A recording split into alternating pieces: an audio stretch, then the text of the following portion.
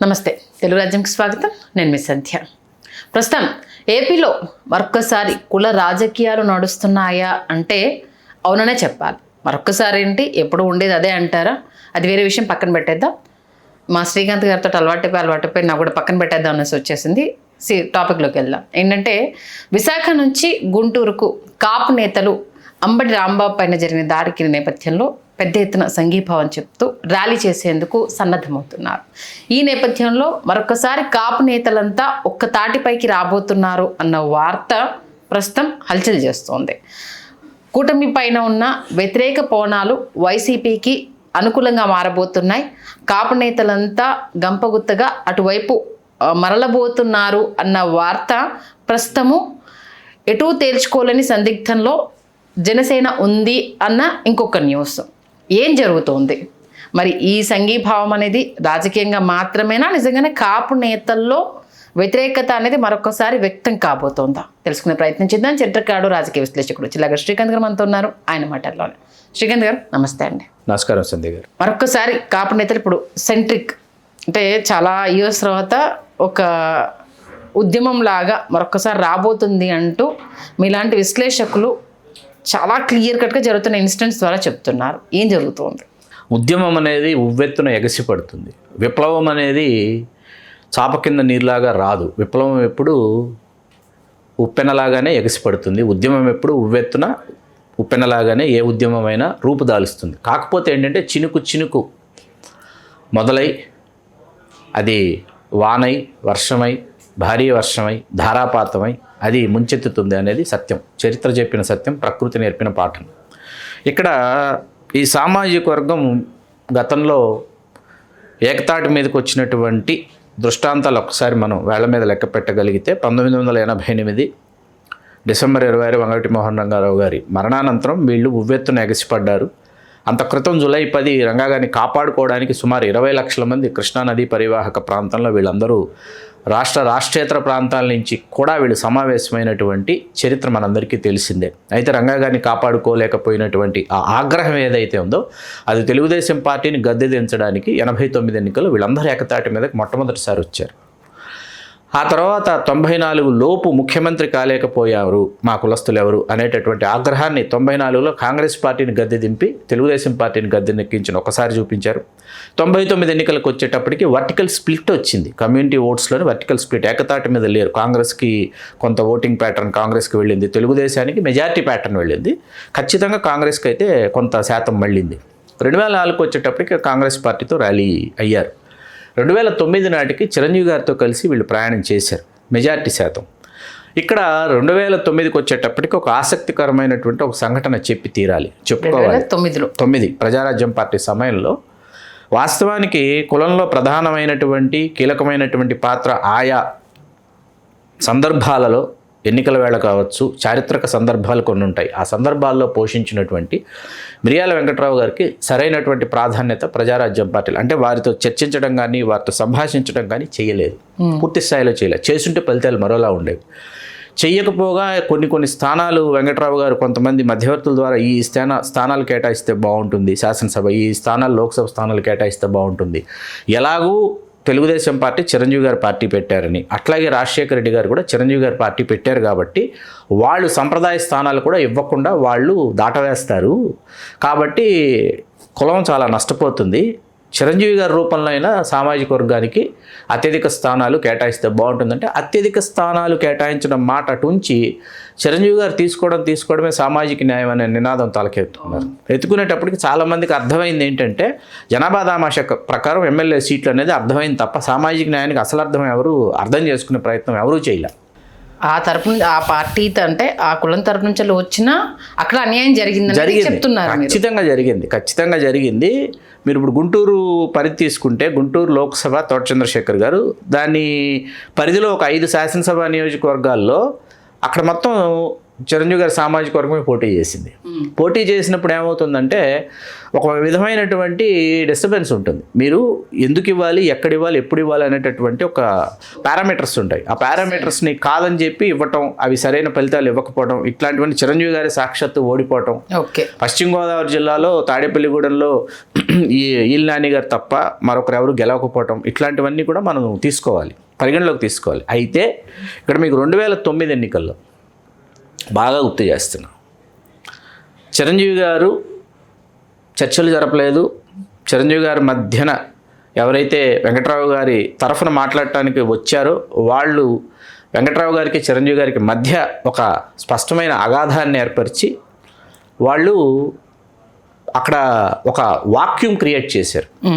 ఆ vacuum create చేయటం ఏమైందంటే ఆ వాక్యూమ్ని చక్కగా వినియోగించుకున్నటువంటి వ్యక్తి అప్పటి ముఖ్యమంత్రి డాక్టర్ వైఎస్ రాజశేఖర రెడ్డి గారు. ఓకే. రాజశేఖర రెడ్డి గారు ఏం చేశారంటే వెంకట్రావు గారితో మీరు చిరంజీవి గారితో కలిసి ప్రయాణించాలనుకున్నారు. చిరంజీవి గారు మీకు సముచితమైనటువంటి ప్రాధాన్యత ఇవ్వటం లేదు. చిరంజీవి గారు సరైనటువంటి ప్రాధాన్యత ఇవ్వటం లేదు. మీరు కాంగ్రెస్ పార్టీకి మీ కాపునాడ తరఫున మీరు మద్దతు తెలియజేయండి. మద్దతు తెలియజేస్తే ఇంటెలిజెన్స్ రిపోర్టు ఏదైతే ఉందో అది ఖచ్చితంగా కాంగ్రెస్ పార్టీ అధికారంలోకి వస్తుందని తెలియజేస్తుంది వెంకట్రావు గారు అని వారు మధ్యలో మరొక మధ్యవర్తి చేత వారు వర్తమానం పంపించారు. అయినా కూడా వెంకట్రావు గారు అటు రాజశేఖర రెడ్డి గారికి ఏ విధమైనటువంటి సమాధానం ఇవ్వకుండా అయినా అగైన్ వెయిట్ చేసి ఇక్కడ ఎంహెచ్ రావు గారు శ్రీకృష్ణదేవరాయ చారిటబుల్ ట్రస్ట్ చైర్మన్, శ్రీశైలంలో ఇవాళ 150 గదులతో కూడినటువంటి నిత్యాన్నదాన సత్రం ఏదైతే ఈ సామాజిక వర్గానికి సంబంధించిందో దాని చైర్మన్ ఎంహెచ్ రావు గారిని, అట్లాగే సుప్రసిద్ధ న్యాయవాది శ్రీ పి గంగయ్య నాయుడు గారిని వీళ్ళని కార్యాలయానికి పంపిస్తాను. కార్యాలయానికి పంపించిన తర్వాత వాళ్ళకు ఒక ప్రాధాన్యత ఇవ్వండి, వాళ్ళకి ఛాంబర్స్ ఇవ్వండి, కమ్యూనిటీలో ఎక్కడెక్కడ ఎవరెవరికి ఏ విధంగా సీట్స్ ఇవ్వాలి, అసలు ఏ సీట్స్ ఇవ్వాలో అనేటటువంటి ఒక నిబంధనల్ని వీళ్ళు తయారు చేస్తారు అని ఒక సూచన చేశారు. చేసిన తర్వాత వీళ్ళు ఇరువురిని ఆఫీస్కి తీసుకొచ్చారు. ఆఫీస్లో గంగయ్య నాయుడు గారికి ఒక ఛాంబరు, ఎంహెచ్ రావు గారికి ఒక ఛాంబరు, మళ్ళీ ఛాంబర్లు సరిపోవటం లేదని ఎంహెచ్ రావు గారిని గంగయ్య నాయుడు గారిని ఒక ఛాంబర్లో కూర్చోబెట్టి ఇక్కడ కమ్యూనిటీకి ఎందుకు ఇవ్వాలి సీట్స్, ఎక్కడ ఇవ్వాలి సీట్స్, మదనపల్లి ఎందుకు ఇవ్వాలి, అట్లా మీకు డిస్కషన్స్ జరుగుతూ ఉండేవి. దాని ప్రకారం ఈ జిల్లాలో ఇక్కడ ఈ స్థానం ఇస్తే పక్క నియోజకవర్గం ఏ సామాజిక వర్గానికి కేటాయించాలి, యాదవులకు కేటాయించాలా, పద్మశాలీలకు కేటాయించాలా, కలుగీత వాళ్ళకి కేటాయించాలా అనేటటువంటి ఒక నిబంధనలతో కూడినటువంటి ఈలోపు ఏం జరిగేదంటే ఆశావహులు వెల్లువెత్తి వాళ్ళు రకరకాల దారుల్లో వాళ్ళు వచ్చి వాళ్ళు యూటర్న్లు, ఎక్స్టర్న్లు, వైటర్న్లు, జెట్టర్న్లు చేసి వాళ్ళ అభ్యర్థిత్వాలు దక్కించుకోవటం. ఇక్కడ కసరత్తు జరుగుతూ ఉంటుంది నియోజకవర్గాల మీద, పలానా నియోజకవర్గం పలానా వాళ్ళు కేటాయించేశారు అనేటటువంటి వర్తమానం బయటకు వెళ్ళిపోతుండేది. అది చాలా ఇబ్బంది పడుతూ ఎంహెచ్ రావు గారు, గంగయ్య నాయుడు గారు వెంకట్రావు గారు తెలియజేశారు. మిర్యాల వెంకట్రావు గారు మీరు అనుకున్నది ఒకటి, జరుగుతున్నది ఒకటి, పొంతం లేదు అనేటప్పటికీ వెంకట్రావు గారు ఒకరోజు కాపునాడు కన్వీనర్ని పిలిచి, 3 కన్వీనర్లు ఉండేవాళ్ళు. 2009 ప్రజారాజ్యం టైంలో ఎన్నికల వేళ, పూర్తిగా ఎన్నికల వేళ, మన సామాజిక వర్గం నేత ఉన్నాడు కాబట్టి, పార్టీ స్థాపించాడు కాబట్టి ఇంత లోతైన డిస్కషన్ అయితే జరిగింది. ఓకే.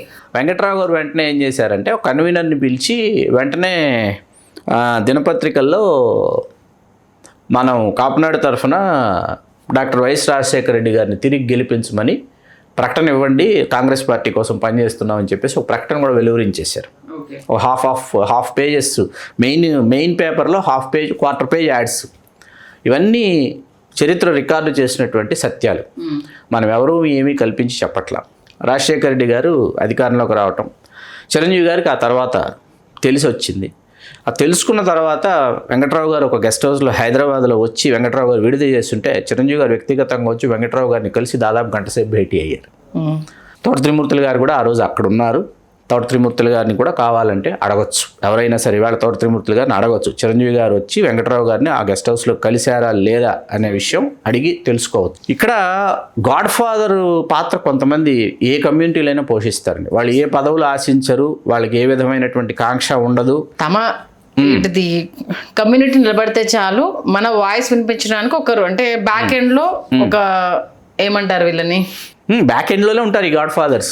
వీళ్ళను ఈ చాణక్యులందరూ బ్యాక్ ఎండ్ లోనే ఉండి పని చేస్తారు. కింగ్ మేకర్స్ అచ్చత లాంగ్వేజ్ లో, మన పొలిటికల్ లాంగ్వేజ్ లో చెప్పాలంటే కింగ్ మేకర్స్ వాళ్ళు ఉంటారు. వెనుకుండి దిశానిర్దేశం చేస్తారు. వీళ్ళు చెప్పిన వాళ్ళు వాళ్ళ పొజిషన్ లో ఫిక్స్ అయిపోవాలి అంతే. అయితే ఆయన ఆగ్రహానికి ధర్మాగ్రహం అంటారు. ఆయన రాజశేఖర రెడ్డి గారికి చెయ్యండి అని చెప్పడం ధర్మాగ్రహం క్రిందకు వస్తుంది. ఓకే. ఎందుకు ధర్మాగ్రహం క్రిందకు వస్తుంది అని అంటే అప్పటికి కాంగ్రెస్ పార్టీలో దాదాపుగా ఆయన మాట శిలాశాసనంలాగా చెల్లుబాటు అయినటువంటి ఉదాహరణలు చాలా ఉన్నాయి. అట్లాగే తెలుగుదేశం పార్టీలో కూడా చాలా స్థానాల్లో ఈయన తను అనుకున్నటువంటి అభ్యర్థుల్ని నిలబెట్టడం కానీ, వాళ్ళ యొక్క విజయాల కోసం కృషి చేయటం కానీ, పసుపులేటి బ్రహ్మయ్య గారు, గంటా శ్రీనివాసరావు గారు, చాలా పెద్ద నంబర్ ఉంటుంది మనం చెప్పుకుంటే. వీళ్ళందరి యొక్క రాజకీయ దిశని నిర్దేశించినటువంటి వాళ్ళు మిర్యాల వెంకట్రావు గారు ప్రముఖంగా ఉంటుంది. ఇంత చర్చ ఎందుకు చేశామంటే 2014 ఇప్పుడు మీరు ఇందాక చెప్పిన సంఘీభావ యాత్రకి ఇదంతా పూర్వరంగం. 2014 ఎన్నికలకు వచ్చాం. 2014 టాపిక్లోకి వెళ్ళే ముందు నాకు ఒక చిన్న సందేహం ఏంటంటే, అడగండి. వంగవీటి రంగ గారి కంటే ముందు కాపు ఉద్యమం అనేది ఎక్కడ స్టార్ట్ అవ్వలేదా? Very good question. వంగవీటి రంగ అనేది 88 అండి. 88 జూలై 10 కాపునాడు ఆవిర్భావం. ఓకే. ఈ ఆవిర్భావానికి ముందు 1978 అనేది చాలా క్రూషియల్ ఇది పోషిస్తుంది. ఎందుకు 1978 అన్నానంటే అప్పటికి ఇందిరా కాంగ్రెస్, రెడ్డి కాంగ్రెస్ అంటారు. కాంగ్రెస్ 2 ముక్కలుగా విడిపోయి ఇందిరా కాంగ్రెస్, కాంగ్రెస్ నేషనల్ కాంగ్రెస్, ఐ కాంగ్రెస్.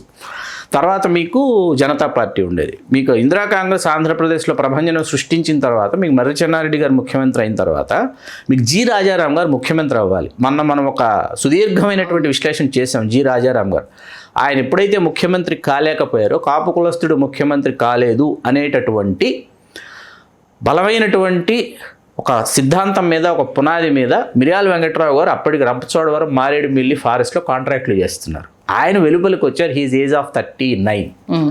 ఆ వయసులో ఆయన వెలుపలికి వచ్చి కాపు కులస్తుడు ముఖ్యమంత్రి కాలేదంట అంటే ఎక్కడెక్కడ రాష్ట్రంలో అన్యాయం జరుగుతుంది నా సామాజిక వర్గానికి అని చెప్పి ఆయన కాకినాడలో నాకుల శివయ్యనాయుడు గారిని, అట్లాగే మన సంగీత వెంకటరెడ్డి గారు అప్పుడు శాసనసభ్యుడు అయ్యారు. పామర్ అని ఒక నియోజకవర్గం ఉండేది, ఆలమూరు అంటారు. ఆయన తర్వాత రాష్ట్ర మంత్రి అయ్యారు. ఆయన జిఎస్ రావు గారు అని అంటారు, గడ్డం సూర్యచంద్రరావు గారు. ఆయన తర్వాత పిసిసి ప్రెసిడెంట్ కూడా చేశారు, తాత్కాలికంగా కొవ్వూరు ఎమ్మెల్యే చేశారు ఆయన. ఇట్లా వీళ్ళందరూ ఒక టీమ్గా ఫామ్ అయ్యారు. ఫామ్ అయ్యి వీళ్ళు ఒక అంబాసిడర్ కార్ వేసుకుని ఎంటైర్ యునైటెడ్ ఆంధ్రప్రదేశ్ వీళ్ళు అంబాసిడర్ కార్లో పర్యటించారు. వీళ్ళు పర్యటించి ఎక్కడ కులం ఉంది, ఎక్కడ కులం బాధపడుతుంది, ఎక్కడ కులం సమృద్ధిగా ఉంది, ఎక్కడ కులానికి అవకాశాలు రాజకీయంగా వీళ్ళు అందిపుచ్చుకున్నారు, ఎక్కడ అసలు నిరాదరణకు గురయ్యారు. తిరుపతి గురించి మొట్టమొదటి తెలియజేసింది మిర్యాల వెంకట్రావు గారే. ఇక్కడ ఎంత హ్యూజ్ నంబర్ ఉంది, బట్ రెడ్డి గారులే ఇక్కడ పాలిస్తున్నారు, బలిజలు ఎందుకు ఇక్కడ సత్తా చాటరు అన్న విషయం ఫస్ట్ చెప్పింది, లోకానికి చాటి చెప్పింది మిర్యాల వెంకట్రావు గారు. This is the first moment అనమాట. ఓకే. 79 మీకు మొన్న స్వర్ణోత్సవాలు, కాపునాడు 75లో పుట్టింది, ఇదంతా అబద్ధం అండి. ఇదంతా పూర్తిగా ఏంటంటే చాలామంది ఈ కమ్యూనిటీని ఏం చేసేసారంటే దీనిని ఏమంటారు, సందర్భానుసారం ఈవెంట్లుగా మార్చేశారు.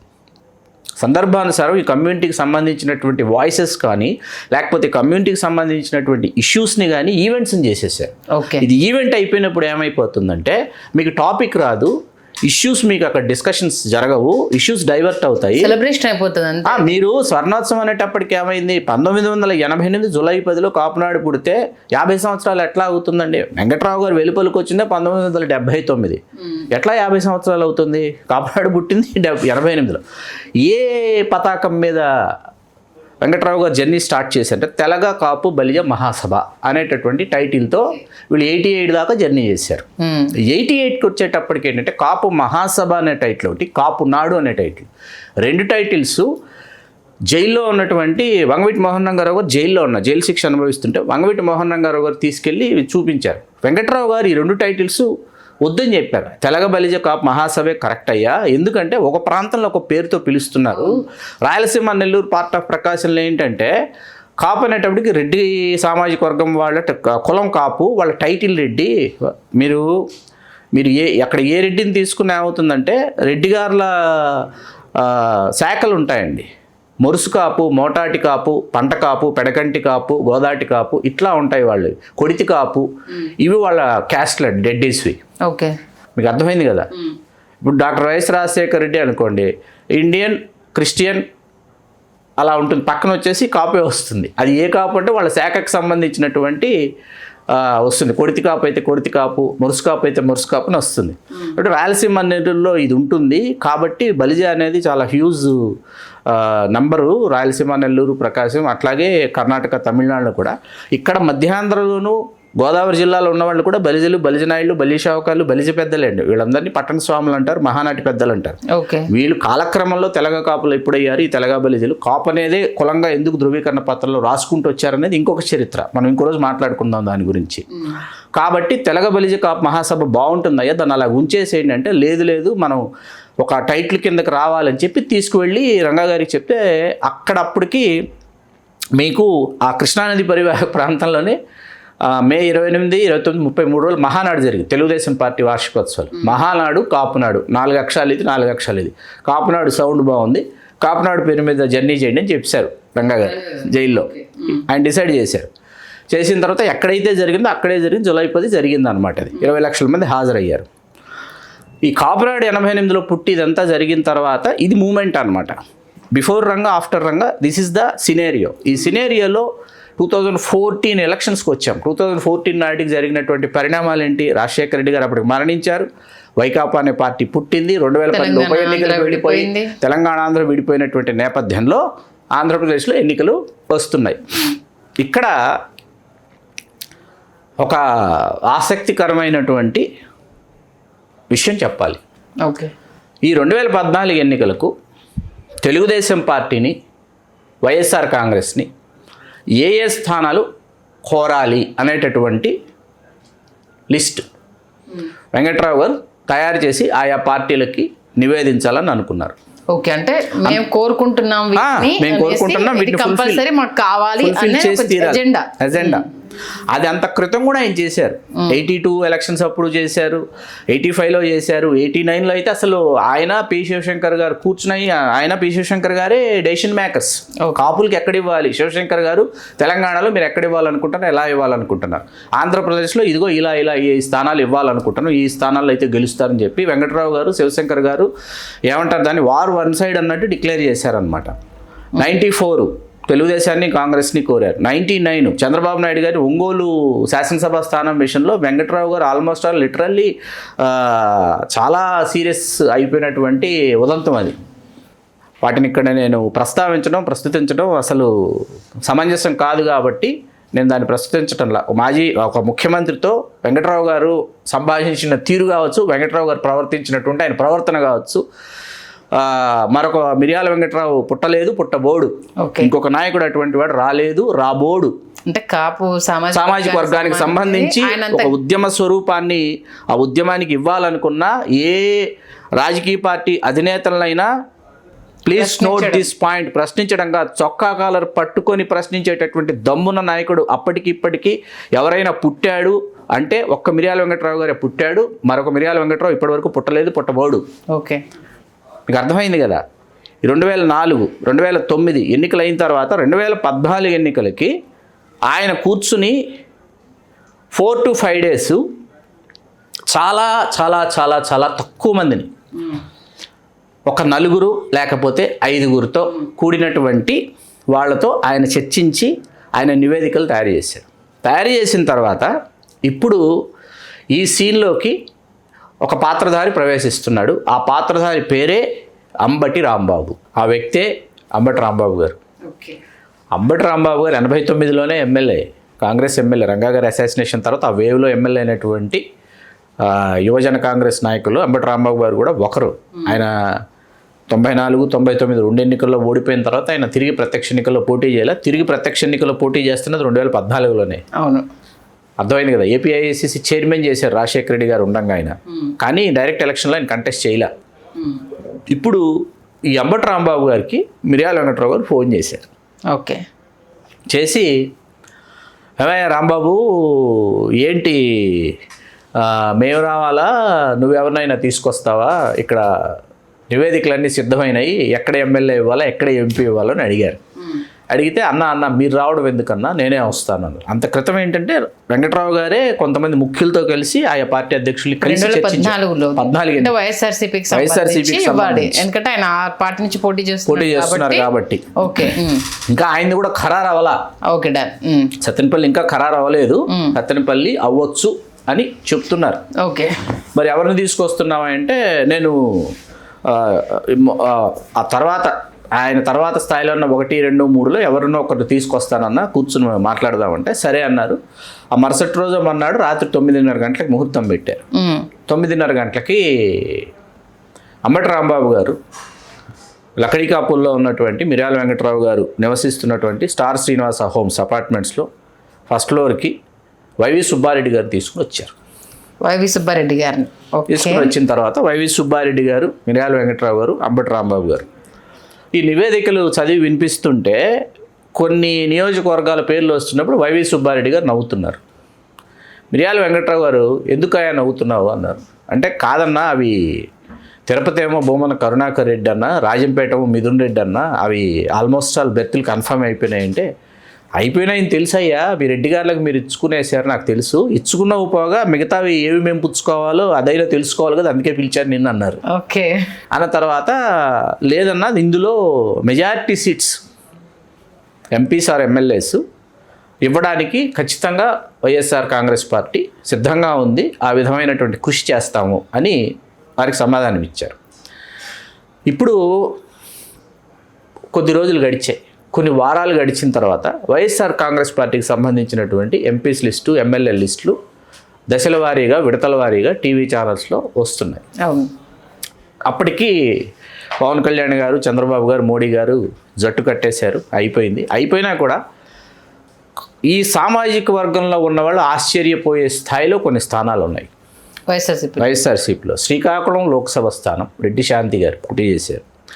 ఏలూరు లోక్సభ స్థానం తోట చంద్రశేఖర్ గారు. గుంటూరు లోక్సభ స్థానం బాలశౌరి గారు. నరసాపురం లోక్సభ స్థానం వంకా రవీంద్రనాథ్ గారు. అనకాపల్లి ఏమో గుడివాడ అమర్నాథ్ గారు. ఇట్లా కొన్ని స్థానాలు చాలా అత్యంత ఆసక్తికరమైనటువంటి స్థానాలు కనిపించినాయి లోక్సభలో కనిపించేటప్పుడు. దీంట్లో శ్రీకాకుళం,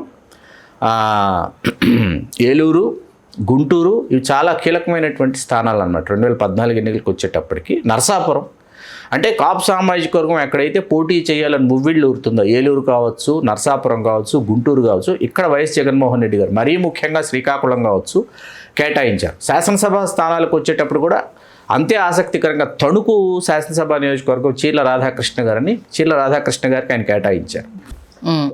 ఒక్క కృష్ణా జిల్లాలో 6 శాసనసభ స్థానాల్ని వంగవీటి రాధాకృష్ణ గారు కూడా ఓడిపోయినటువంటి ఎన్నికదే అనమాట. కేటాయించిన తర్వాత డాక్టర్ దుట్టా రామచంద్రరావు గారిని ఆయన గన్నవరం కేటాయించారు, కాపు సామాజిక వర్గం. రాజశేఖర రెడ్డి గారి గుల్బర్గా మెడికల్ కళాశాలలో రాజశేఖర రెడ్డి గారి సహాధ్యాయి డాక్టర్ దుట్టా రామచంద్రరావు గారు అంటే దేవుడు డాక్టర్ అంటారు గన్నవరంలో, అటువంటి డాక్టర్. వల్లభనేని వంశీ మోహన్ గారు తెలుగుదేశం పార్టీ అభ్యర్థి. డాక్టర్ దుట్టా రామచంద్రరావు గారికి వెల్లువెత్తుతున్న ప్రజాభిమానం చూసి వల్లభనేని వంశీ మోహన్ గారు అయిపోయిందిరా నా పని, నేను ఓడిపోయాను ఇంకా అనుకునేటటువంటి ఒక పరిస్థితి. ఆ పరిస్థితుల్లో తెలుగుదేశం పార్టీలో తణుకులో ఆర్మిల్లి రాధాకృష్ణ గారిని అయితేనేమి, ఈ గన్నవరంలో వల్లభనేని వంశీ గారిని అయితేనేమి, ఇంకా చాలామందిని కాపాడినటువంటి వ్యక్తి పేరే, శక్తి పేరే జనసేన పార్టీ అధ్యక్షుడు, అధినేత అయిన పవన్ కళ్యాణ్ గారు కూటమిలో ఉండటం వల్ల వీళ్ళందరూ ఓడిపోయి కాపు సామాజిక వర్గంలో ఉన్న ఈ లోక్సభకు పోటీ చేస్తున్న వాళ్ళు ఓడిపోయినా, శాసనసభలకు పోటీ చేస్తున్న వాళ్ళు ఓడిపోయినా ఆ సమయంలో ఓడిపోయారు. అంటే అవి ఆ స్థానాలు ఆ సమయంలో బ్రేక్ అవ్వాలండి, బ్రేక్ అవ్వాల. అవి బ్రేక్ అవుతాయేమో అని చెప్పి ఈయనని పొత్తులో పవన్ కళ్యాణ్ గారిని కలుపుకున్నారు. పొత్తులో పవన్ కళ్యాణ్ గారు ఉండటం వల్ల ఆ స్థానాలు బ్రేక్ అవ్వలేదు. ఎప్పుడైతే ఇటువంటి కాన్షియన్సెస్, ఈ సెన్సిటివ్ కాన్షియన్సెస్ బ్రేక్ అవ్వవో అవి మళ్ళీ కబంధ హస్తాలకు వెళ్ళిపోతాయి. మళ్ళీ వాటిని బ్రేక్ చేయాలంటే చాలా టైం పడుతుంది, 2-3 ఎలక్షన్స్ పడుతుంది. మళ్ళీ మీకు ఫేస్ రావాలి. ఆ సామాజిక వర్గం అప్పటికి బలపడిపోతుంది కాబట్టి అంటే అసలు సిసలైన సామాజిక వర్గం వెనక్కి వెళ్ళిపోతుంది, ఎందుకంటే వాళ్ళ అధికారం ముందు నిలబడలేరు కాబట్టి. అంటే 2014లో జగన్మోహన్ రెడ్డి గారు చేసినటువంటి ఒక ప్రయోగం అయితే విఫలమైంది. ఆయన ఈ సామాజిక వర్గానికి చాలా ఎక్కువ స్థానాలు ఇచ్చారు. అంటే ఒక పాజిటివ్ అంశం అనేది మరుగున పడిపోయింది. ఆ పాజిటివ్ అంశాన్ని వాళ్ళు గుర్తు చేద్దాం అనుకున్నాను నేను. ఇక్కడ సపోర్ట్ ఇవ్వాల్సిన వాళ్ళు ఇవ్వలేదు. సపోర్ట్ రాదనుకున్న వాళ్ళ దగ్గర నుంచి వెళ్ళి అనూహ్యమైన అండ్ సీట్లు రావడం ఇక్కడ శ్రీకాకుళం లోక్సభ అనేది అక్కడ ఉత్తరాంధ్ర కాపుల చిరకాల వాంఛండి పోటీ చేసి గెలవాలనేది. అక్కడ రెడ్డి శాంతి గారు అంటే ఒక 70 ఏళ్ల రాజకీయ నేపథ్యం ఉన్నటువంటి కుటుంబం. రెడ్డి శాంతి గారి కుటుంబం, తాతలు, తండ్రులు, పాలవలస సంగమనాయుడు గారు మనవరాలు ఆవిడ, పాలవలస రాజశేఖరం గారు తండ్రి, ఆయన రాజ్యసభ సభ్యుడు, శాసనసభ్యుడు, శాసనమండలి సభ్యుడు, ఇట్లాగా ఒక 70 సంవత్సరాల రాజకీయ నేపథ్యం ఉన్న కుటుంబం. ఆ కుటుంబం నుంచి కూడా లోక్సభకి ఎన్నిక కాలేదు అంటే మరొక రావటం అసాధ్యం అనమాట. టేక్స్ టైం అనమాట, లాట్స్ ఆఫ్ టైం. ఎన్నో ఎలక్షన్స్ తీసుకుంటాయి. ఇప్పుడు ఈ 2014 నేను ఉదాహరించడానికి కారణం ఏంటంటే ఒక ప్రయోగం జరిగింది. సరే అయిపోయింది. వైవి సుబ్బారెడ్డి గారు, మన అంబటి రాంబాబు గారు వెళ్ళిపోయారు. ఈ దిశగా ఈ స్థానాలు వస్తున్నాయి. ఆ వచ్చే క్రమంలోనే అంత క్రితమే తెలుగుదేశం పార్టీకి వెళ్ళి ఎవరిని వెళ్ళి అడగాలి. వెంకట్రావు గారు వచ్చి అడగాలంటే వెంకట్రావు గారు నేను సైన్ చేస్తాను, తీసుకువెళ్ళి చందు సాంబశివరావు గారికి, చందు సాంబశివరావు గారు పార్టీలో ఉన్నారు కదా అని స్వయంగా నన్ను పంపించారు. ఓకే, వెంకట్రావు గారు సంతకం పెట్టి ఈ నివేదిక మీద వెళ్ళి నేను చందు సాంబశివరావు గారికి ఆ నివేదిక ఇచ్చిన తర్వాత చందు సాంబశివరావు గారు తోడుకొని నన్ను చంద్రబాబు నాయుడు గారి దగ్గర తీసుకెళ్లారు. ఇప్పుడున్న నివాసానికి, హైదరాబాద్లో ఉన్న నివాసానికి వెళ్ళి చంద్రబాబు నాయుడు గారితో 15 నిమిషాలు భేటీ అయిన తర్వాత, ఇంకెవ్వరూ లేరండి, 15 నిమిషాలు భేటీ అయిన తర్వాత చంద్రబాబు నాయుడు గారు సుజనా చౌదరి గారికి అప్పచెప్పారు. సుజనా చౌదరి గారి దగ్గరికి వెళ్ళిన తర్వాత ఏంటంటే సుజనా చౌదరి గారు ఒక వ్యాలిడ్ పాయింట్ డిస్కస్ చేశారు. ఒంగోలు నిజంగా ఇద్దాం అనుకుంటున్నాం, రాజంపేట మాకు సాధ్యపడటం లేదు. ఎందుకు సాధ్యపడటం లేదు? పొత్తులో ఉన్నాము, భాజపాకి కేటాయించాలి. పురంధేశ్వర్ గారు రాజంపేట నుంచి పోటీ చేద్దాం అనుకుంటారు. టోటల్గా రాజంపేట నుంచి ఒంగోలు వరకు వచ్చేటప్పటికి అసలు ఇంక బందరు కూడా కేటాయించట్ల కాపుకి. కొనకళ్ళ నారాయణరావు గారిని బీసీకి ఇస్తున్నారు. కాబట్టి అసలు టోటల్గా కాపులు ఆగ్రహవేశాలు వ్యక్తపరుస్తారు. కూడా ఒంగోలు ఇద్దాం అనుకుంటున్నాం, కానీ ఇక్కడ క్యాండిడేట్ రావటం లేదు, ఒంగోలు నుంచి ఆస్పిరెంట్స్ రావట్లేదు, ఆశావహులు రావట్లేదు అనేటటువంటి పాయింట్ రైజ్ చేశారు. అవనగడ్డకు వచ్చేటప్పటికి అప్పటికి ఇంకా మండల బుద్ధప్రసాద్ గారు అసలు తెలుగుదేశం పార్టీలోనే చేరల. అసలు అవనగడ్డ ఎవరికి ఇవ్వాలనేది చాలా ఆసక్తికరంగా చర్చ జరుగుతూ ఉంది. పెద్దాపురంకి వచ్చేటప్పటికి ప్రగతి కృష్ణారావు గారికి ఆల్మోస్ట్ వాళ్ళు కన్ఫర్మ్ చేసి ఆయన దాదాపుగా ఆయన నియోజకవర్గంలో కలదిరుగుతున్నారు, కమ్మ సామాజిక వర్గం. అప్పుడు అక్కడ కాపు సామాజిక వర్గానికి ఇవ్వాలన్న విషయాన్ని రైస్ చేసాం మనం. ఆ పాయింట్ రైస్ చేసాం. తోట రామస్వామి గారు, పంతం పద్మనాభం గారు మంత్రులు చేశారు ఇక్కడి నుంచి. ఇక్కడ కాపు సామాజిక వర్గానికి ఇస్తే ఖచ్చితంగా భారీ ఆధిక్యతతో గెలుస్తారు, మీ మంత్రివర్గంలో మంత్రిగా రాస్తారు, ఒక పాజిటివ్ అంశం వెళుతుందంటే అప్పుడు అమలాపురం వాస్తవ్యుడైన నిమ్మకాయల చినరాజప్ప గారిని పెద్దాపురం తీసుకొచ్చారు. Is non local. మీకు నిమ్మకాయల చినరాజప్ప గారు మొదటి రోజు ఆయన పాప నామినేషన్ వేయడానికి వస్తుంటే స్థానికంగా ఉన్న తెలుగుదేశం వాళ్ళందరూ కూడా ఆయన మీద తిరుగుబాటు చేశారు, దాడి చేశారు లిటరల్లీ. ఓకే, ఆయన వాహనాల మీద. అప్పుడు ఆయన అక్కడ వాళ్ళందరినీ ఎదుర్కొని సర్దుకొని కన్విన్స్ చేసుకుని ఆయన ఎలక్షన్ చేసి ఇవాళ హ్యాట్రిక్ వీరుడుగా ఆయన అవతరించాడు. అది వేరే విషయం. ఇక్కడ మీకు చంద్రబాబు నాయుడు గారు ఏం చేశారంటే పవన్ కళ్యాణ్ గారు ఎప్పుడైతే పొత్తులోకి వచ్చారో జనసేన అనే పార్టీ ఏ స్థానం తీసుకోవటం లేదు. పవన్ కళ్యాణ్ గారిని చూపించి తెలుగుదేశం పార్టీ సంప్రదాయ స్థానాలని కూడా ఇవ్వాల. ఓకే, 14లో ఇవ్వలేదు. 19కి వచ్చేటప్పటికి వైకాపా ప్రభంజనంలో ఇక్కడ పవన్ కళ్యాణ్ గారు వేరుగా, చంద్రబాబు నాయుడు గారు వేరుగా వాళ్ళు పోటీ చేశారు, చీలిపోయింది. కానీ 2014 ఎన్నికల్ని దృష్టిలో పెట్టుకుని జగన్మోహన్ రెడ్డి గారు శ్రీకాకుళం కాపుకి ఇచ్చాం 2014లో, ఓడిపోయారు కదా, అది మనం ప్రయోగం చేశాం కదా, కాళింగులకే ఇద్దాం అని దువ్వాడ శ్రీనివాస్ గారికి ఇచ్చారు. అట్లా కాపులకి ఇచ్చిన స్థానాలు తణుకు వచ్చింది శాసనసభ, కాపుకి ఇచ్చాం కదా, ఓడిపోయారు కదా, సరే కాపుల తర్వాత ఎవరున్నారు, యాదవులు ఉన్నారు, యాదవులకి ఇద్దాం, కారుమూరి నాగేశ్వరరావు గారు వచ్చారు. ఇట్లా మీకు 2014లో కాపులకు కేటాయించిన కొన్ని స్థానాలు వైకాపాలో వేరే సామాజిక వర్గాలకు జగన్మోహన్ రెడ్డి గారు కేటాయించిన అత్యధిక స్థానాలు రెడ్డి సామాజిక వర్గం తర్వాత అత్యధిక స్థానాలు కాపులకే కేటాయించారు. 30కి పైగా. ఓకే, 30కి పైగా, 33. ఎవరు?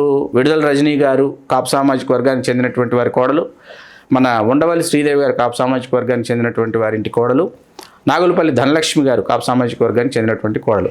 ఆ 3 కూడా కలుపుకుంటే 33 స్థానాలలో ఈ సామాజిక వర్గానికి ఆయన ప్రాధాన్యత ఇచ్చి రెడ్డి సామాజిక వర్గం తర్వాత స్థానం కాపులకి కేటాయించారు. అయితే జగన్మోహన్ రెడ్డి గారు చేసినటువంటి ఒక చారిత్రక తప్పిదం ఏంటంటే రాయలసీమ, నెల్లూరు, ప్రకాశం జిల్లాలో ఉన్న ఈ సామాజిక వర్గాన్ని పక్కన పెట్టడం. ఆ సమయంలో వాళ్ళు ఓట్లు వేశారు 2019 ఎన్నికల్లో ఖచ్చితంగా తెలుగుదేశంతో విసిగిపోయి అదే వైసీపీకి వేశారు. ఇక్కడ ఇంకొక అంశం ఏంటంటే 11th అవర్లో జనసేన 56 మంది కాపులకి ఇక్కడ పోటీ చేసే అవకాశం రాష్ట్ర వ్యాప్తంగా కాపు, తెలగబలి వీళ్ళందరికీ, తూర్పు కాపు వీళ్ళందరికీ కలిపి 56 సీట్స్ ఇచ్చింది. దీనిని జనసేన కూడా ప్రచారం చేసుకోవాలా, అప్పుడు చేసుకోవాలా, ఇప్పుడు చేసుకోవాలా. ఒక దశలో మీరు నమ్మరు, పార్టీ ఆఫీస్కి ఫోన్ చేసి లిస్టులు వచ్చేస్తున్నాయండి. ఏది 1 by 1 జనసేన దాదాపు 8 లిస్టులు 11th hour, అంటే ఈవేళ నామినేషన్ సాయంత్రం అయిపోతుందంటే పొద్దున కూడా వచ్చింది లిస్టు మీకు. ఆ సమయంలో మీకు జనసేన కార్యాలయానికి ఫోన్ చేసి ఏమండి ఏ సామాజిక వర్గానికి ఎన్నెన్ని ఇచ్చారు తెలియజేయాలి కదా అంటే, మాది కులాలను కలిపే ఆలోచన విధానం, అలా మేము తెలియజేయమన్నారు. అట్టర్ కన్ఫ్యూషన్ అనమాట. ఎవరికి ఎవరు అసలు ఎవరు ఎక్కడి నుంచి పోటీ చేస్తున్నారు, అసలు ఏ కమ్యూనిటీకి ఇంపార్టెన్స్ ఇచ్చారు, ఏ సామాజిక సమీకరణ ప్రకారం చేస్తున్నారు అనేది అర్థం కానటువంటి. బట్టి పులివెందుల ఆయన చాలా విచిత్రంగా కొన్ని పీలేరు, పులివెందుల ఇట్లాంటి నియోజకవర్గాలు కూడా బలిజలకి ఇచ్చారు. ఆ సమయంలో పోటీ చేసామని అనిపించుకోవడానికి కాసేపు పక్కన పెడితే 2024 ఎన్నికలకు వచ్చాం. 2024 ఎన్నికల్లో కూడా నోట్ దిస్ పాయింట్, 2024 ఎన్నికల్లో కూడా తెలుగుదేశం పార్టీ రాష్ట్ర వ్యాప్తంగా ఈ సామాజిక వర్గానికి ఎన్ని స్థానాలు ఇచ్చిందని మనం ఒక జాబితా తీసుకుంటే చాలా దారుణమైనటువంటి సంఖ్య కనిపిస్తుంది మనకి. చాలా దారుణంగా సింగిల్ డిజిట్ నెంబర్ కనిపిస్తుంది. ఎంపీలకు వచ్చేటప్పటికి బీసీ కాపు అయినటువంటి కలిసే అప్పలనాయుడు గారికి విజయనగరం ఎంపీ ఇచ్చిందే తప్ప జనసేన ఖాతాలో బందరును కాకినాడ విడిచిపెట్టేసి పవన్ కళ్యాణ్ గారిని చూపిస్తుంది మీకు. ఎంతసేపు ఫోర్ ఫ్రంట్లో పవన్ కళ్యాణ్ గారిని డిప్యూటీ సీఎం ఇచ్చాం కదా, ఆ డిప్యూటీ సీఎం ఇస్తారన్నది మనకు తెలుసు. పవన్ కళ్యాణ్ గారిని చూపించడం వల్ల ఏమవుతుందంటే పవన్ కళ్యాణ్ గారు మాత్రమే కమ్యూనిటీ అంటేనే పవన్ కళ్యాణ్ గారు అనేటటువంటి విషయాన్ని స్పష్టం చేస్తున్నారు. అంటే మిగతా సామాజిక వర్గంలో ఉన్న మిగతా వారి పరిస్థితి ఏంటి? అంతే కదా, మిగతా వారికి ఆ ఫలాలు నేను ఇక్కడ తెలుగుదేశంలోనో వైకాపాలోనో కాంగ్రెస్లోనో భాజపాలోనో కాదు, జనసేనలో ఉన్నటువంటి పవన్ కళ్యాణ్ గారి సొంత సామాజిక వర్గం ఏదైతే ఉందో వాళ్ళు చాలా సీరియస్గా భుజస్కంధాల మీద పార్టీ యొక్క విజయాన్ని, పవన్ కళ్యాణ్ గారి విజయాన్ని, పొత్తులో ఆ పొత్తు ధర్మంలో భాగంగా కూటమి విజయాన్ని బలంగా కాంక్షించి వాళ్ళు దివారాత్రాలు కృషి చేసి అధికారంలోకి తీసుకొచ్చిన తర్వాత వాళ్ళు కొన్ని ముఖ్యమైనటువంటి స్థానాల్ని, కొన్ని ముఖ్యమైనటువంటి పదవుల్ని వాళ్ళు ఆశిస్తున్నారు. అవును, వాళ్ళలో కూడా వీళ్ళు రానటువంటి ఒక పరిస్థితి. గుంటూరు ఈవేళ మనం తీసుకుంటే 99లో చంద్రబాబు నాయుడు గారు ముఖ్యమంత్రి అయిన తర్వాత గుంటూరుకు సంబంధించి Guntur MP, Narasaraopet MP, Guntur market yard, Guntur మిర్చి యార్డు, ఇట్లా మొత్తం ఒక 10 వస్తాయండి. దాదాపు ఈ 10 నామినేటెడ్ పోస్టులు కమ్మ సామాజిక వర్గానికి చంద్రబాబు నాయుడు గారు కేటాయిస్తే మిరియాల వెంకట్రావు గారు బహిరంగంగా చంద్రబాబు నాయుడు గారిని సవాల్ చేస్తూ ఒక లెటర్ రిలీజ్ చేశారు. అన్నీ మీ సామాజిక వర్గానికి కేటాయించుకుంటే మా సామాజిక వర్గానికి కేటాయించమని నేను అడగట్ల మా సామాజిక వర్గానికి కేటాయించండి నేను అడగట్ల. మిగతా సామాజిక వర్గాల పరిస్థితి ఏంటి? మిగతా వెనుకబడిన తరగతుల్లో గంపగుత్తగా ఎన్నో సామాజిక వర్గాలు ఉన్నాయి. బీసీల కోసం పెట్టినటువంటి పార్టీ, బీసీల యొక్క వాళ్ళకి ఎక్కువ అవకాశాలు ఇచ్చినటువంటి పార్టీని తెలుగుదేశం పార్టీ చెబుతున్నప్పుడు బీసీల యొక్క స్థాయి ఏంటి? ఈవేళ మీకు విశాఖ జిల్లా తెలుగుదేశం పార్టీ అధ్యక్ష పదవిని లోకేష్ గారు నిస్సిగ్గుగా నిర్లజ్జగా కమ్మ సామాజిక వర్గాన్ని కేటాయించుకున్నారు. Please note this point. అంటే విశాఖలో స్థానిక సామాజిక వర్గాలు ఏవీ లేవా? యాదవులు లేరా? మత్స్యకారులు లేరా? యాదవులకి స్టేట్ ప్రెసిడెంట్ ఇచ్చామని చెప్తారు, టీడీపీ స్టేట్ ప్రెసిడెంట్. కానీ లోకల్కి వచ్చేటప్పటికి గవర్నర్లు లేరా? మత్స్యకారులు లేరా? అక్కడ వైశ్యులు లేరా? బ్రాహ్మణులు లేరా? విశాఖపట్నంలో ఈ సామాజిక వర్గాలకి ఎప్పుడు స్వావలంబన దొరుకుతుంది? ఎప్పుడు వీళ్ళకి ఈ సాధికారత అంటారు, అవును, ఈ సాధికారత స్వావలంబన ఎప్పుడు వస్తుంది? మిరియాల వెంకటరావు గారు 99లో ప్రశ్నించారు చంద్రబాబు నాయుడు గారు. ఇప్పుడు మళ్ళీ 2024కి వస్తే ఈ 2024 ఎన్నికల్లో కూడా ఎక్కడ సంప్రదాయ స్థానాలు కాపులకు ఇచ్చేవి జగన్మోహన్ రెడ్డి గారు తొలగించలేదు. రాయలసీమ, నెల్లూరు, ప్రకాశం, గుంటూరు వరకు వచ్చేటప్పటికి ఇవ్వటం లేదు. అది ఎంత పెద్ద జగన్మోహన్ రెడ్డి గారు ఓడిపోవడానికి అది ఎంత పెద్ద బ్రహ్మాస్త్రం అవ్వాలో, ఎంత పెద్ద పాశుపతాస్త్రం అవ్వాలో అటువంటి అస్త్రమైంది. అది అస్త్రమయ్యి సామాజిక వర్గం ఆయన్ని చాపచుట్టి ఆయన 11 స్థానాలకి పరిమితం చేసింది. దానిని వాళ్ళు పునశ్చరణ చేసుకోవాలి, ఆత్మపరిశీలన చేసుకోవాలి. ఇవాళకైనా కూర్చొని రాజంపేట లోక్సభ విడిచిపెట్టాలి, నంద్యాల, ఒంగోలు, రాజంపేట 3లో 2 లోక్సభ నియోజకవర్గాలు బలిజలకు ఇవ్వాలి, క్రింద తిరుపతి, పలమనేరు ఇటువంటి నియోజకవర్గాలు ఉమ్మడి చిత్తూరు జిల్లాకు వచ్చేటప్పటికి బలిజలకు విడిచిపెట్టాలి అనేటటువంటి కొన్ని నిబంధనలు. అనంతపురంలో ఏమి ఇవ్వాలి? అనంతపురం చివరి నిమిషం వరకు ఇటు తెలుగుదేశం వాళ్ళు గేమ్ ఆడుతున్నారు, ఇటు వైసీపీ వాళ్ళు గేమ్ ఆడారు. 2024 ఎలక్షన్స్లో వైసీపీ వాళ్ళు బలిజల్లో 1, 2, 3, 4 4 తీసుకొచ్చారు. మహాలక్ష్మి శ్రీనివాసులు గారిని, లేకపోతే డాక్టర్ కలిమిశెట్టి మునిరత్నం గారిని, ఒక 3-4 తీసుకొచ్చారు. తెలుగుదేశం వాళ్ళు మేమేం తక్కువ తిన్నామని జేఎల్ మురళీధర్ రాయల్ గారిని, జనసేనలో టీసీ వరుణ్ణి, ఇట్లా వీళ్ళు తీసుకొచ్చారు. కొంతమందిని తీసుకొచ్చి వాళ్ళు ప్రకటిస్తే వీళ్ళు ప్రకటిద్దామని, వీళ్ళు ప్రకటిస్తే వాళ్ళు ప్రకటిద్దామని ఆట ఆడి వైసీపీ రెడ్డికి, తెలుగుదేశం కమ్మ కూడా ఏంటి వెంకటేశ్వర ప్రసాద్ మన పరిటాల సునీతి గారు అక్కడి నుంచి పంపించారు, రాప్తాడు నియోజకవర్గం నుంచి. He's non local. ఆయన వచ్చి అక్కడి నుంచి పోటీ చేసి కూటమిలో ఉండటం వల్ల ఆయన గెలిచారు, ఘన విజయం సాధించారు. అంటే ఎన్ని సంవత్సరాలు, ఎన్ని దశాబ్దాలు ఈ నియోజకవర్గాల్లో ఉన్న చోట, ఈ సామాజిక వర్గం గంపగుత్తగా ఉన్న చోట, లేని చోట, ఇప్పుడు కమలాపురము, జమ్మలమడుగు, పులివెందుల అక్కడికి వెళ్ళి, లేకపోతే ప్రొద్దుటూరు అక్కడికి వెళ్ళి బలిజలు వచ్చేసి మాకు ఇక్కడ ఇవ్వండి అని అడగరు. ఎందుకంటే అక్కడ డెన్సిటీ లేదు. మీకు డెన్సిటీ ఉన్న చోట అడుగుతున్నారు. రాయచోటి, రాజంపేట 2 శాసనసభ నియోజకవర్గాలు బలిజలకే కేటాయిస్తున్నామని స్వయంగా లోకేష్ గారు చెప్పారు. లోకేష్ గారు ఎప్పుడు చెప్పారు? ఆయన పాదయాత్ర మొదలు పెట్టడానికి ముందు ఆయన చెప్పారు. ఏమని చెప్పారు? రాయచోటి సుభాష్ బాలసుబ్రహ్మణ్యం, రాజంపేట మేము పొత్తులో ఉంటే జనసేనకు విడిచిపెడతాం, పొత్తు పెట్టుకుంటే, పొత్తులో లేకపోతే తెలుగుదేశంలో ఉంటే బత్యాల చెంగల్రాయలు గారు పోటీ చేస్తారని చెప్పారు. రాజంపేట లోక్సభకు వచ్చేటప్పటికి ఒక గంటా నరహరి గారిని నాకు ఇన్ఛార్జిని పెట్టుకున్నారు. బీజేపీ అయితే సాయి లోకేష్ గారు, సాయి ప్రతాప్ గారు అల్లుడు గారు అని చెప్పారు. ఈ 3 జరగలేదండి. తీసుకెళ్లి రాజంపేట తీసుకెళ్లి బీజేపీ అకౌంట్లో వేసి కిరణ్ కుమార్ రెడ్డి గారు అన్నారు. రాయచోటికి వచ్చేటప్పటికి మండిపల్లి రాంప్రసాద్ రెడ్డి గారు అన్నారు. రాయచోటిలో ఉండి రాయచోటిలో పలు పర్యాయాలు 10 ఎన్నికలు చేసిన పాల్కొండ రెడ్డి గారి కుమారుడు బాలసుబ్రహ్మణ్యాన్ని తీసుకెళ్లి రాజంపేటలో వేశారు. జనసేన శ్రేణులు అలిగి ఇంట్లో పడుకున్నాయి. కిరణ్ కుమార్ రెడ్డి గారు పంపిస్తానన్నటువంటి విధులు ఏవైతే ఉన్నాయో, నిధులు రాజంపేట నియోజకవర్గానికి ఆయన పంపించాల ఎంపీ క్యాండిడేట్గా. కేవలం 7,000 లోపు ఓట్ల తేడాతో సుభాష్ బాలసుబ్రహ్మణ్యం గారు అక్కడ తెలుగుదేశం పార్టీ అభ్యర్థి ఆయన ఓడిపోయారు. చెంగల్రాయలు గారు ఆయన పని చేయలేదు అక్కడ. Okay, this is ground reality. ఇప్పుడు కాపు సంఘీభావ యాత్ర గుడివాడ అమర్నాథ్ గారు, కరణం ధర్మశ్రీ గారు అందరు అక్కడి నుంచి బయలుదేరి విశాఖ నుంచి వారు గుంటూరుకి చేరుకుంటున్నారు. చేరుకొని వారు సంఘీభావ యాత్ర మాత్రమే, అమర్నాథ్ గారు మాజీ మంత్రివర్యులు, వారు ఇది సంఘీభావ యాత్ర మాత్రమే కానీ పార్టీ యాత్ర, రాజకీయ యాత్ర కాదన్న విషయం ఒకటి స్పష్టం చేశారు. ఇక్కడ అంబటి రాంబాబు గారు పరిస్థితి ఏమిటి? వారు జైల్లో ఉన్నారు, అక్కడ పరిస్థితి ఏమిటి? ఆ తర్వాత ఈ గుంటూరులో పరిస్థితులు ఏమిటి? మొన్న ప్రకాశం జిల్లాలో దారకానిపాడు సంఘటన అనేది ఇంకా ఈ సామాజిక వర్గం యొక్క హృదయాల్లో నుంచి ఇంకా పూర్తిగా తుడిచిపెట్టుకుపోలేదు. ఎవరు ఎటువంటి ఆధిపత్యాలు చేశారు, ఎవరు ఎటువంటి పరుష పదజాలాలు వాడారో, ఎవరిని అంతమొందించారో ఇంకా ఎవ్వరూ మర్చిపోలేదు. ఈలోపు ఈ సంఘటన జరిగింది. దీనిని గతంలో అంబటి రాంబాబు గారు చేసినటువంటి డిఫరెంట్ కామెంట్స్ని తీసుకొచ్చి సోషల్ మీడియాలో పోస్ట్ చేస్తున్నారు. ఏమని?